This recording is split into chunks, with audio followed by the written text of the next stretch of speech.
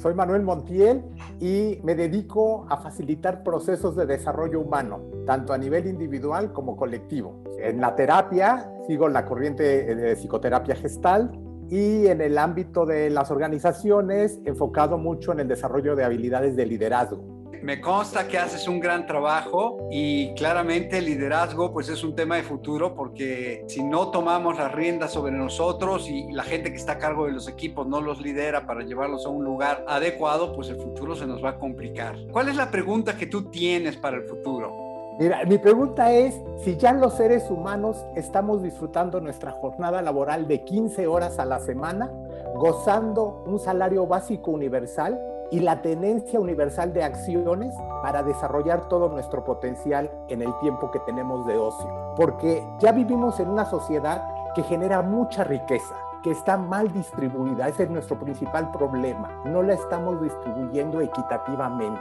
Una jornada de 15 horas te permite no abrir más plazas, sino ocupar más gente para que las empresas satisfagan todos sus procesos. Un salario básico universal te permite que la gente tenga un piso parejo y entonces pueda disponer de él y gastarlo como quiera. Mucha gente podrá objetar que, pero se lo van a gastar en cosas que no sirven. ¿Cuánto tiempo te gusta que se lo gasten en cosas que no sirvan? Les pasa como a todos. ¿Qué hicimos con nuestro primer salario?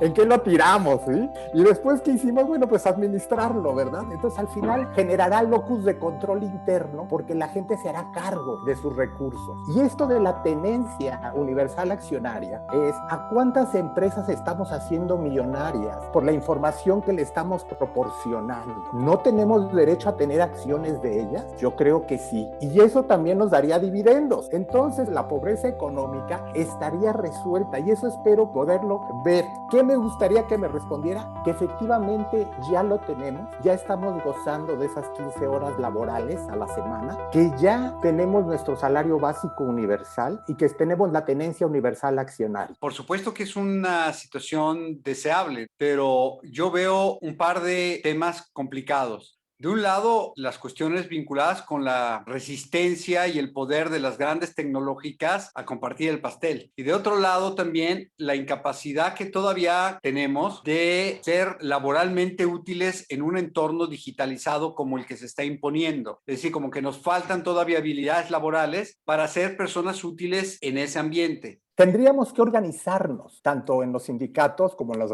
organizaciones patronales, como en las organizaciones de la sociedad civil, para presionar a nuestros legisladores a que se legisle en función de que una reforma fiscal progresiva, es decir, entre más ganas, pues más se cobran impuestos, a la tenencia accionaria, porque la utilidad que sacas de jugar en la bolsa está pobremente gravada, lo cual es injusto, porque el que está trabajando 8 horas, 40 horas a la semana recibe mayor carga fiscal que el que está jugándole en la bolsa de valores y ganando con quebrar empresas. O sea, esto es algo muy real. Entonces, imagínate nada más a los que ganaron en la crisis del 2008, que los tasaran como tasan al que trabaja 40 horas a la semana y gana el tope del salario. Los estados hubieran recabado una cantidad impresionante de impuestos que se podría ir para el salario básico universal. Entonces, aquí hay una lucha política que tenemos que hacer todos los ciudadanos. ¿Cuál es la buena noticia? En el caso de México, déjame decirte cuál es la buena noticia para eso. Las elecciones nos mostraron que hay 45 millones de mexicanos que estamos dispuestos a salir a la urna para hacernos escuchar. Somos una voz frente al poder económico, que tenemos que obligar al poder político para que tome estas medidas para poder construir este futuro más equidistante, para poder tener tiempo de adquirir esas habilidades que tú y yo hemos hablado mucho tiempo, esas habilidades que el futuro nos está demandando. Pero si no tenemos un ingreso y un tiempo de ocio que nos permita adquirir esas habilidades, no las vamos a adquirir y vamos a seguir aumentando la brecha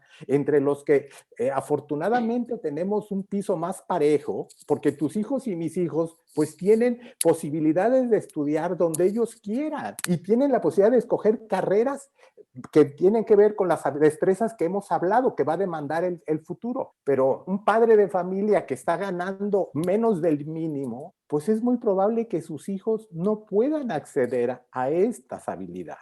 No, y además lo hemos vivido en un microambiente durante la pandemia, porque efectivamente la cantidad de jóvenes y de niños que no han podido continuar con la escuela porque no tienen una conexión a internet, porque no tienen un dispositivo donde conectarse, o porque simplemente los papás carecen de las herramientas académicas para darle seguimiento a ellos y que puedan ser los maestros de sus hijos. Y esto es dramático porque las distancias que de por sí ya eran alarmantes se han vuelto todavía más groseras. Mientras no estemos pensando en que le demos un salario básico a todos los mexicanos, para empezar, los que están en pobreza extrema y en pobreza, con eso empezaríamos a emparejar. Y con eso ellos podrían ir adquiriendo estas habilidades. Y eso sería un impulso a la economía impresionante porque inmediatamente metes a 50 millones de mexicanos al mercado interno, a que consuman. Y eso genera riqueza. Entonces generaríamos un ciclo positivo de riqueza que permitiría mantener el salario básico universal al lograrlo a todos. Y si lográramos la tenencia universal de acciones, bueno, ya no tendríamos de qué preocuparnos para comer, tendríamos que preocuparnos para desarrollarnos como humanos. Cambiar las condiciones materiales permitiría ahora sí el tan anhelado sueño de desarrollarnos como seres humanos. ¿Cómo visualizas ese entorno deseado? Una visión que no logra entrar en la concreción es difícil de llevar a cabo.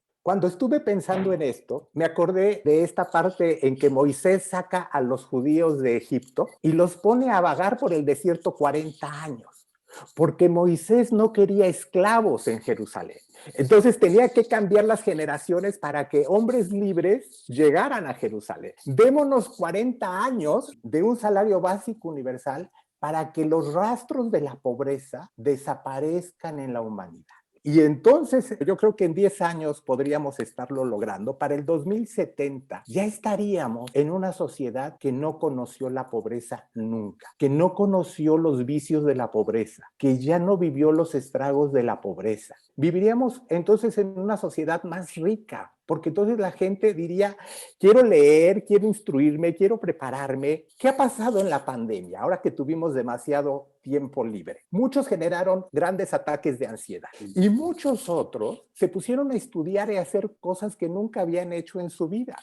¿Por qué unos vivieron ataque de ansiedad? Porque no encontraron qué hacer, no encontraron cómo nutrirse. La ansiedad es un síntoma de estoy impidiéndome realizar mi existencia. Aquellos que encontraron qué hacer no vivieron ataques de ansiedad porque empezaron a realizar otras maneras de sus potencialidades. Imagínate esta sociedad a nivel planetario, lo que vamos a lograr. Además, la pandemia nos dejó otro aprendizaje. Podemos controlar los ecosistemas, podemos conscientemente recluirnos 3 meses y la naturaleza se recupera. Es decir, tenemos ahora herramientas para tener permiso de soñar un futuro humano, plenamente ecológico, plenamente justo, plenamente equidistante, en que cada ser humano puede escoger cómo vivir y cómo realizarse en lo personal y el bien común. Me llama la atención y me gustaría que nos explicaras qué es este asunto del locus de control interno y entiendo que tiene que ver justamente con este pasar de esclavos a libres. El locus de control es donde ubicas la causalidad de los acontecimientos de tu vida. El locus de control interno te coloca en que tú eres la causa, el arquitecto de tu propio destino. El locus de control externo determina que son el destino, la sociedad, la política, la economía, factores que tú no puedes cambiar, los que generan lo que a ti te está pasando. Entonces, esto del locus de control interno es un concepto que surgió en 1950 por un investigador que se llama Rotter. El ejército norteamericano ha desarrollado toda una metodología para desarrollar el locus de control interno en sus soldados, porque ya no van a ir en batallones a la guerra. Ahora van a ir solos, bien pertrechados, super soldados, y tienen que tomar decisiones por sí mismos. ¿Y qué hacen para esto? Los ponen en una situación en la que ellos tienen que decidir lo que quieran. Y van a ir aprendiendo a partir de sus decisiones. Como vas aprendiendo de tus errores, teniendo tu propia autorretroalimentación, vas dándote cuenta que tú puedes ir cambiando tus condiciones de vida. Hay una condición que ya está bastante estudiada, que los pobres difícilmente pueden tener locus de control interno porque sus condiciones económicas y sociales sí pesan demasiado. Es decir, la mayoría, aunque quisiéramos que se volvieran de locus de control interno, no van a poder cambiar sus condiciones porque hay trabas socioeconómicas y políticas que se los impiden. No quisiera hablar de las políticas porque vivimos en un país donde todos los partidos medran de la pobreza, ¿sí? Y entonces ahí tienen una traba, quieren que sigan siendo pobres porque Claro, entonces, son votos más fáciles. sí, si les quitamos esa carga, van a ir pudiendo desarrollar su locus de control interno y van a ir viéndose como arquitectos de su propio destino, porque esto es posible. Todo lo que es humano no me es ajeno. Es decir, si hay algún ser humano que puede tener locus de control interno, también yo lo puedo tener. Nada más si tengo las mismas condiciones y las mismas posibilidades de desarrollarme que el otro, ¿verdad? Esta libertad creo que también es, bueno, le veo dos aristas interesantes. Una, el asunto del sentido, ¿no? Porque claro, si tu vida se vacía de sentido, más tiempo libre, más angustia, ¿no? Claro. Y de otro lado, justo la gestión del tiempo libre. ¿Qué hacer en el tiempo libre para que sea enriquecedor y disfrutable? Porque Claro. andamos como hámster, ¿no? O sea, empujando la rueda en lugar de vivir la vida. Y esto nos lleva a otra revolución, a la revolución de poder entender que los síntomas mentales no son enfermedad, son indicadores de una ansiedad existencial. Y si no lo vemos así, no vamos a darle al clavo, porque queremos seguirlo tratando como una enfermedad. Es decir, toda la angustia del confinamiento de la pandemia no es enfermedad, es un llamado. Tienes tiempo, está tu existencia frente a ti y necesitas a alguien que te ayude a entender y a encontrar qué es eso que tú quieres realizar. No es fácil, es una pregunta existencial, severa, pero mientras lo sigamos viendo como una enfermedad, querremos eliminarla. No, tenemos que treparnos en esos llamados para ir encontrando por dónde va el existir del otro, por dónde quiere que vaya su existir.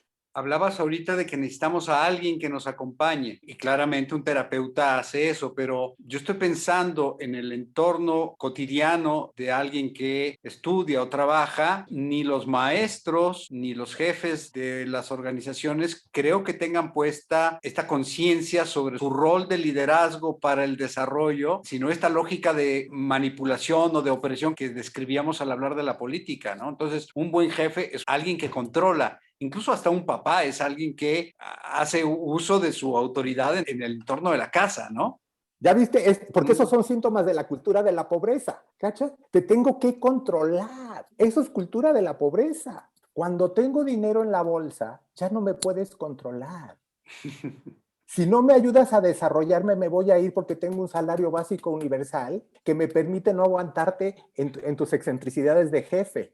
Esta tiene que ser la lucha social de la próxima década, porque eso ayuda a solucionar muchos problemas que tienen que ver con nuestra cultura de la pobreza.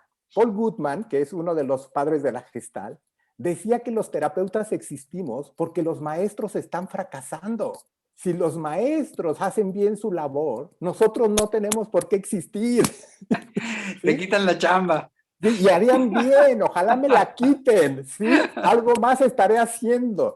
Necesitamos transformar la cultura de la pobreza por una cultura de la abundancia, porque por primera vez somos abundantes. Por eso creo que es el momento en que los jóvenes, en que la gente que quiere participar en la política y que quiere resolver el problema de la pobreza, necesita pensar en esto, en el salario básico universal, en la reducción de la jornada laboral semanal y en la tenencia accionaria universal, porque eso va a permitir que realmente acabemos con la cultura de la pobreza. Esta es una lucha que tenemos que hacer desde la sociedad civil para lograr esto. Es un derecho que tenemos como seres humanos porque hemos ayudado a construir la riqueza que el planeta tiene. Y hemos pagado los costos ecológicos y los estamos pagando por construir esta riqueza. Entonces tenemos que luchar porque haya este equilibrio en las fuerzas productivas. Muy bien, padrísimo. Y agradecerte a ti, Arturo, por darme la oportunidad de decir estos sueños que de pronto tengo. Te agradezco el espacio, pues con que hayamos tocado a alguien es más que suficiente. Ya tocaste a uno. Gracias.